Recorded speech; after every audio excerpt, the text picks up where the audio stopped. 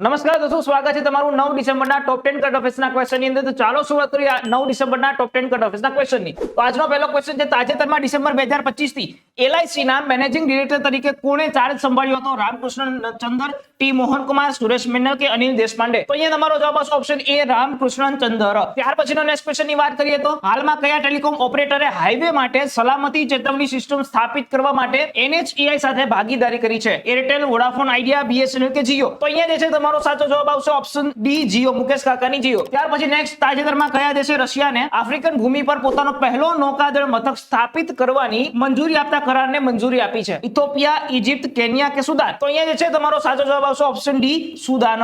હાલમાં કઈ સંસ્થાએ હાઈ સ્પીડ સ્વદેશી ફાઇટર જેટ એસ્કેપ નું સિસ્ટમનું સફળતાપૂર્વક પરીક્ષણ કર્યું છે? DRDO, HAL, HAL, ADA કે ISRO? તો આ પ્રશ્નનો જવાબ આવશે ઓપ્શન એ, DRDO।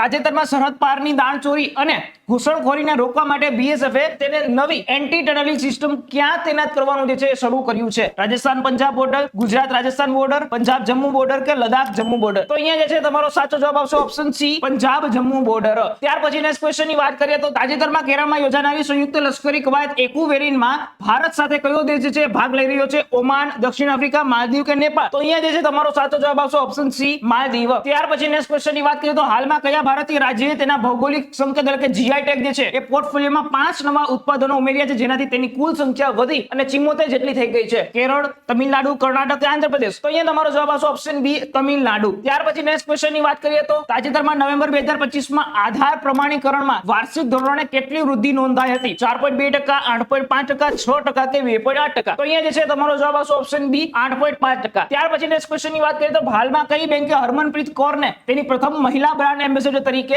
નિયુક્ત કરવામાં આવ્યા છે? Bank of Baroda, state bank of India, Punjab national bank કે કેનરા બેંક? તો અહીંયા તમારો જવાબ આવશે option C, Punjab national bank. ત્યાર પછી નેક્સ્ટ ક્વેશ્ચનની વાત કરીએ કે જે 10મો ક્વેશ્ચન જેનો જવાબ તમારે આપવાનો છે એ છે, તાજેતરમાં ડિસેમ્બર 2025 થી ભારતીય રિઝર્વ બેંકના નવા એક્ઝિક્યુટિવ ડિરેક્ટર તરીકે કોની નિમણૂક કરવામાં આવી છે? ઉષા જાનકી રામન, મીરા કૃષ્ણન, કવિતા સુબ્રમણ્યમ કે અંજલિ દેશપાંડે? આ પ્રશ્નનો જવાબ તમારે નીચે કોમેન્ટ બોક્સની અંદર જરૂરથી આપવાનો છે અને આવા નવા વિડીયો જોવા માટે જોડાયેલા રહેજો લક્ષ્યમ એકેડમી સાથે અને ફોલો કરજો પિનાકિન સરને। સાથે જ આ તમને 10 ક્વેશ્ચન કેવા લાગ્યા એનું ફીડબેક પણ જરૂરથી આપજો।